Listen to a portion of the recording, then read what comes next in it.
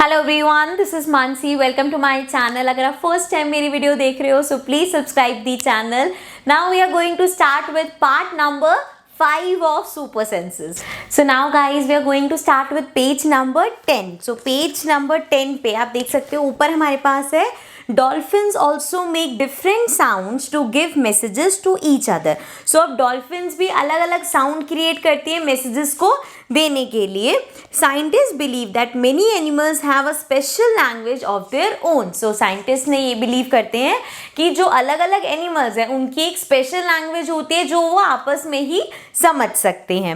Then next है हमारे पास, हमें लिखने हैं यहाँ पे कुछ क्वेश्चन आंसर्स दे रखे हैं. So फर्स्ट है, can you understand the sounds of some animals, which animals. तो क्या आप किसी एनिमल की साउंड को समझ पाते हो. देखो अगर आपके घर में पेट है तो हमें क्या होता है उसकी बातें समझ आनी स्टार्ट हो जाती है. जैसे if you have a dog और अ कैट तो ऐसा होता है ना, एट टाइम्स यू रियलाइज अरे इसको भूख लग रही है तभी ये ऐसे बिहेव कर रहा है. सो हम उसकी बिहेवियर से या उसका जो जिस तरीके से कम्युनिकेट करने की कोशिश करता है वो हम समझ पाते हैं. तो हमारे जो भी पेट हो सकते हैं, so which one can be, it can be a cat, a dog, a very common one, a parrot, right. So these are some animals जिनकी हम बातों को समझ पाते हैं. We try to understand their sounds. Then do some animals understand your language. क्या इसी तरह से कुछ एनिमल्स ऐसे होते हैं जो आपकी लैंग्वेज को समझ सकते हैं. सो देखो अगेन ये सब तो हो ही सकते हैं, जैसे कि if you have a pet dog, तो अगर आप उसको ऐसे बोलते हो सिट डाउन तो वो आपकी बात का रिएक्ट करता है, रिएक्शन देता है और बैठ जाता है. दैट मीन्स आपने जो उसको कहा उसको समझ में आया. सो इस तरह से सेम यही हो सकते हैं कैट, डॉग, पैरट. ऑल्सो जो यहाँ पे ट्रेन डॉग्स होते हैं या ट्रेंड एनिमल्स होते हैं, जैसे मंकी हो गया, कोई भी जिसको पूरी ट्रेनिंग दी जाती है, फिर उसको जैसा जैसा कहा जाता है वो वैसे ही परफॉर्म करता है, मतलब वो हमारी लैंग्वेज समझ पा रहे हैं. ठीक है, तो कॉमन तो यही हो गए कैट, डॉग, पैरट, यही आप लिख सकते हो यहाँ पे.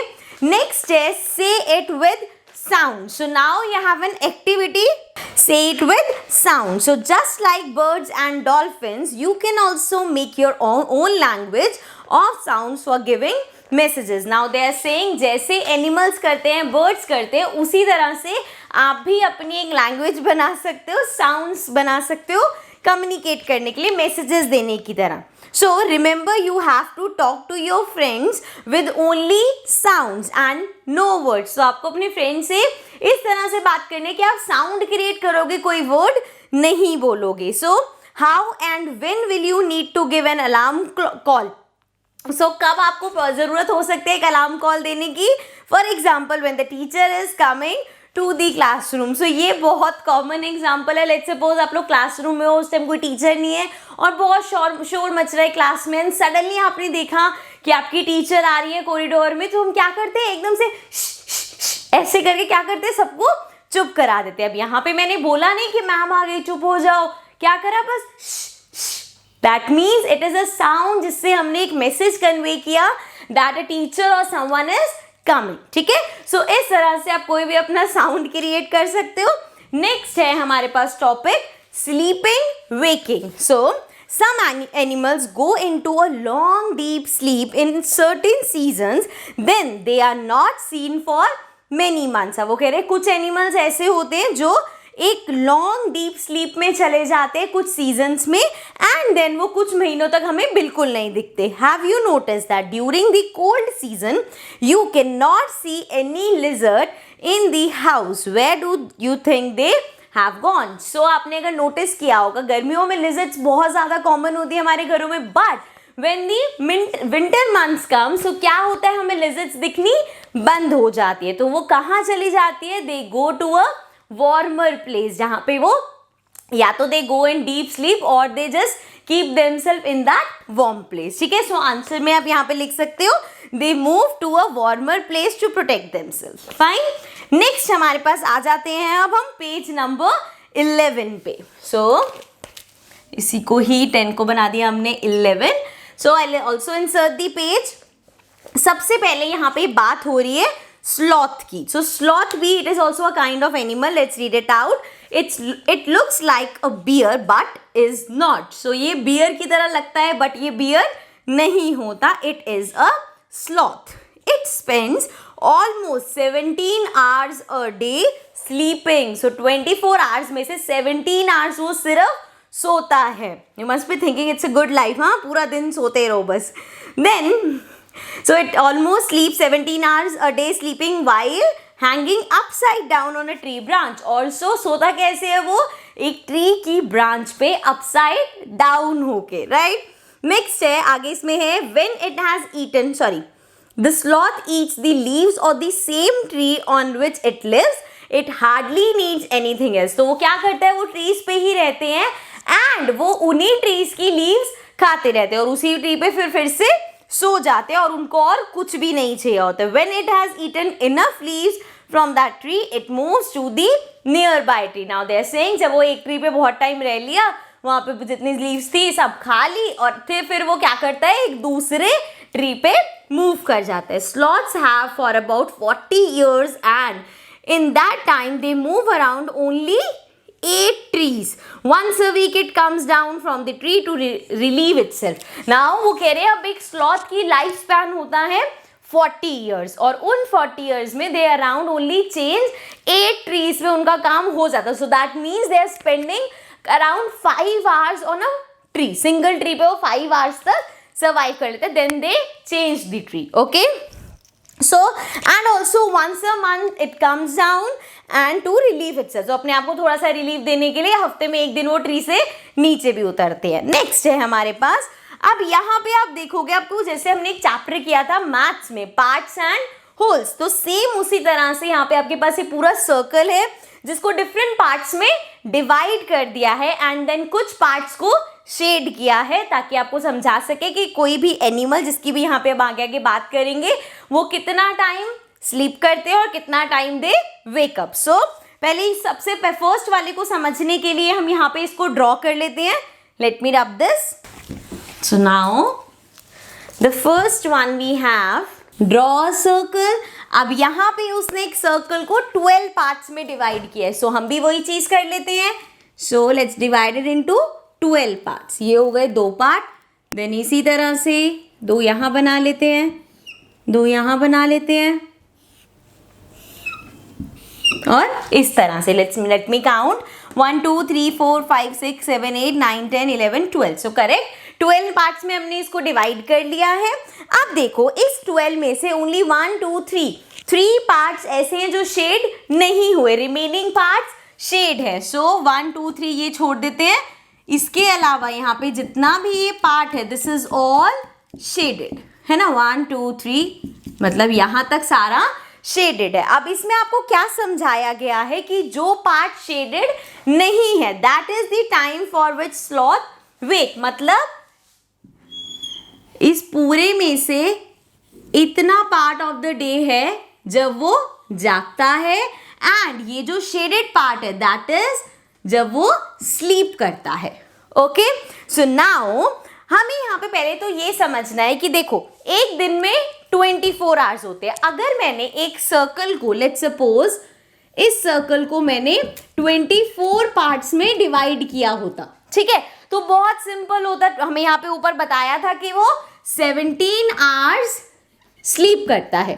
तो क्या करती मैं 24 में से 17 पार्ट्स को शेड कर देती है ना. सो 24 में से 17 माइनस करेंगे तो हमारे पास आएगा 7. तो मतलब 7 पार्ट्स होते जो शेड ना हुए होते. तो मतलब 17 पार्ट्स स्लीप वाले होते और 7 पार्ट्स वेकअप वाले होते, ठीक है ना. लेकिन यहाँ पे हमने कितने में डिवाइड किया है, 12 पार्ट्स में. मतलब 24 आवर्स को उन्होंने 12 पार्ट्स में डिवाइड किया है. अब अगर हम देखें तो 24 का जो हाफ होता है वो 12 होता है. मतलब एक पार्ट जो है हमारा वो इक्वल होगा 2 आवर्स के. अगर एक पार्ट 2 आवर्स के इक्वल है तभी तो 12 पार्ट्स हमारे 24 आवर्स के इक्वल होंगे. समझ रहे हो आप. अगर एक पार्ट 2 आवर्स के इक्वल है तभी तो 12 पार्ट्स 24 आवर्स के होंगे. कैसे, अगर 1 पार्ट 2 आवर का है तो 12 पार्ट कितना हो गया, 12 इंटू 2 विच इज 24। तो बस आगे के हमें जितने भी क्वेश्चन करने हैं उसमें आपको ये समझना है कि एक पार्ट हमारा 2 आवर्स के इक्वल है, ठीक है।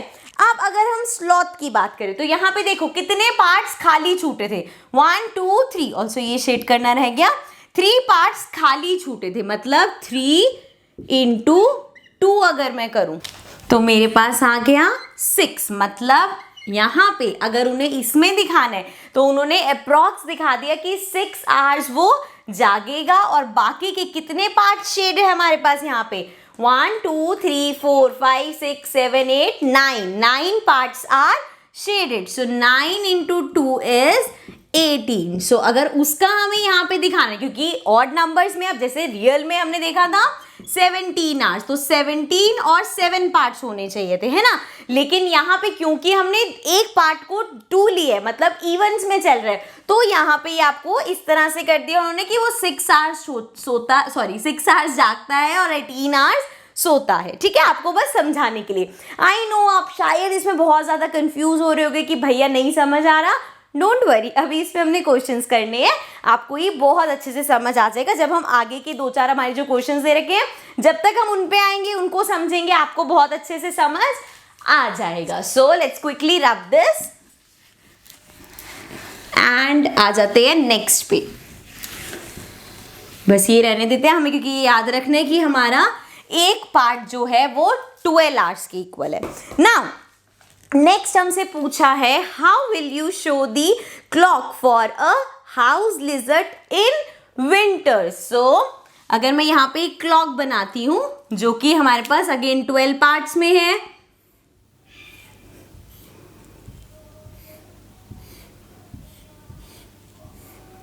ठीक है। सो अगर मैं विंटर्स की बात करूं तो अभी हमने देखा कि विंटर्स में वो क्या करते हैं, पूरा दिन सोते रहते हैं, तो दैट मीन्स आप इस पूरे को शेड कर सकते हो, क्योंकि पूरे विंटर्स उन्होंने 24 आवर्स सोना ही है। अब नीचे बात करते हैं, given here is the sleeping time of some animals, right below each picture for how many hours a day that animal sleeps. ठीक है, तो हमें अलग अलग यहाँ पे दे रखे हैं एंड हमें बताना है कि वो कितने आवर्स अ डे सोएंगे। तो सबसे पहला यहाँ ड्रॉ कर लेते हैं। अगर मैं फर्स्ट वाले में देखूं, ड्रॉ करने की जगह ये देख लेते हैं, यहाँ पे पूरा ड्रॉ नहीं कर रही मैं। देखो कितने पार्ट्स हैं जो हमें शेड करे हुए दे रखे हैं, 2 पार्ट्स है ना, 2 पार्ट दे रखे हैं ना जो शेडेड है। सो 2 पार्ट्स आर शेडेड। 2 पार्ट्स का मतलब कितने आवर्स हुए, 1 पार्ट 2 आवर के इक्वल है, तो 2 part will be equal to 2 into 2, क्योंकि देखो ना 1 पार्ट 2 आवर के इक्वल है, दूसरा पार्ट भी 2 आवर के इक्वल है, तो 2 to 4 आवर्स। तो सिमिलरली 2 इंटू 2 4 आवर्स। तो दैट मीन्स फर्स्ट जो हमें दे रखा है काउ का, so the cow स्लीप्स 4 hours a day. Okay, next हमें पाइथन का दे रखा है। सो अगेन लेट मी सी यहाँ पे कितने पार्ट शेडेड है। सो इसमें कुछ ज्यादा ही शेडेड है तो मैं पूरा ही इसको बना लेती हूँ।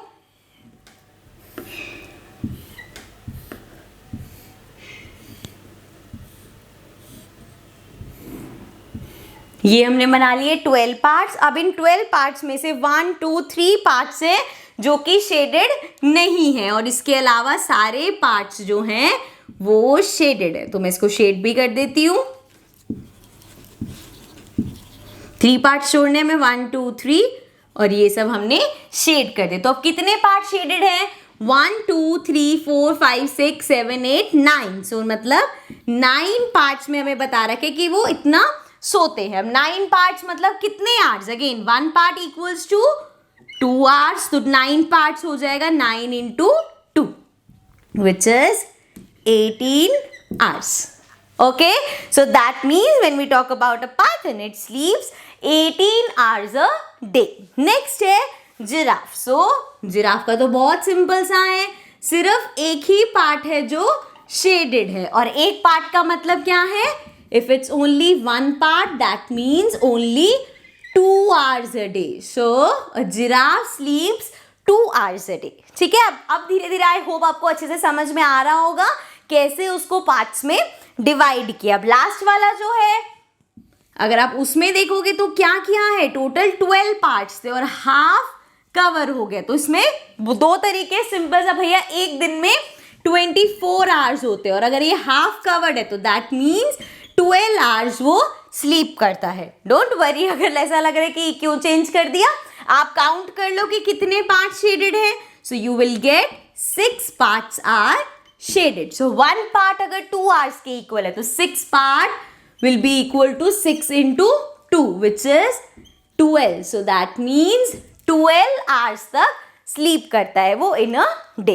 Okay, so this was about the sleeping वाला, ये हमने समझ लिया एंड नाउ आई थिंक आपको समझ में आ गया होगा। So let's see, when you see different animals, do you have any questions about them? Make a list of 10 such questions. So जब आप एनिमल्स को देखते हो क्या आपके दिमाग में कुछ क्वेश्चंस आते हैं? अगर आते हैं तो कौन कौन से, उनकी आपको लिस्ट बनानी है। ऑल्सो आप नीचे कमेंट्स में भी मेरे को मेंशन कर सकते हो। I would also like to know कि आपके दिमाग में क्या क्या क्वेश्चंस आते हैं। कुछ भी हो सकता है कि यार ये कितना सोता होगा एक दिन में ये एनिमल, या ये एनिमल क्या खाता होगा, ये एनिमल कब क्या कैसे बात करते होंगे आपस में। तो ये सब क्वेश्चंस हमारे दिमाग में आ सकते हैं। तो आपके दिमाग में कौन कौन से क्वेश्चंस आते हैं मुझे कमेंट्स में जरूर बताना, ठीक है। सो अभी के लिए हम यहाँ पे इसको एंड करते हैं और आ जाते हैं अपने नेक्स्ट पेज पे। So now this was the end of part 5. I'll see you again in the next part number and आगे की जो भी पेजेस है हम उसमें कंटिन्यू करेंगे। So see you in the next session.